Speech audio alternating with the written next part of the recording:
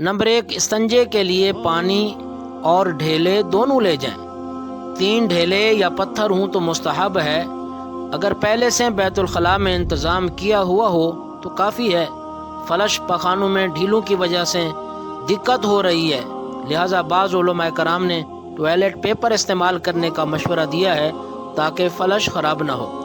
Number 2، حضور نبی کریم صلی اللہ علیہ وآلہ وسلم سر ڈھانک کر اور جوتا پہن کر بیت الخلاء تشریف لے جاتے تھے۔ نمبر 3، بیت الخلاء میں داخل ہونے سے پہلے یہ دعا پڑھیں: بسم اللہ اللہم انی اعوذ بک من الخبث والخبائث۔ نمبر 4، بیت الخلاء میں داخل ہوتے وقت پہلے بایاں قدم رکھیں۔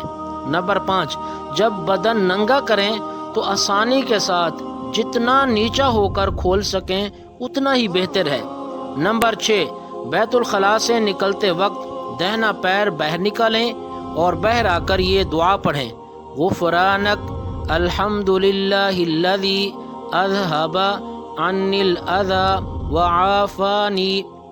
نمبر 7، بیت الخلاء جانے سے پہلے انگوٹھی یا کسی چیز پر قرآن شریف کی آیت یا حضور صلی اللہ علیہ وآلہ وسلم کا مبارک نام لکھا ہو اور وہ دکھائی دیتا ہو تو اس کو اتار کر باہر ہی چھوڑ دیں۔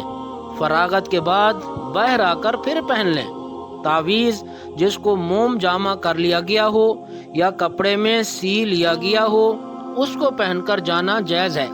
نمبر 8، رفع حاجت کے وقت قبلہ کی طرف نہ چہرہ کریں اور نہ اس طرف پیٹھ کریں۔ نمبر 9، رفع حاجت کرتے وقت بلا ضرورت شدیدہ کلام نہ کریں، اسی طرح اللہ تعالیٰ کا ذکر بھی نہ کریں۔ نمبر 10، پیشاب پخانے کے چھینٹوں سے بہت بچیں کیونکہ اکثر عذاب قبر پیشاب کے چھینٹوں سے نہ بچنے سے ہوتا ہے۔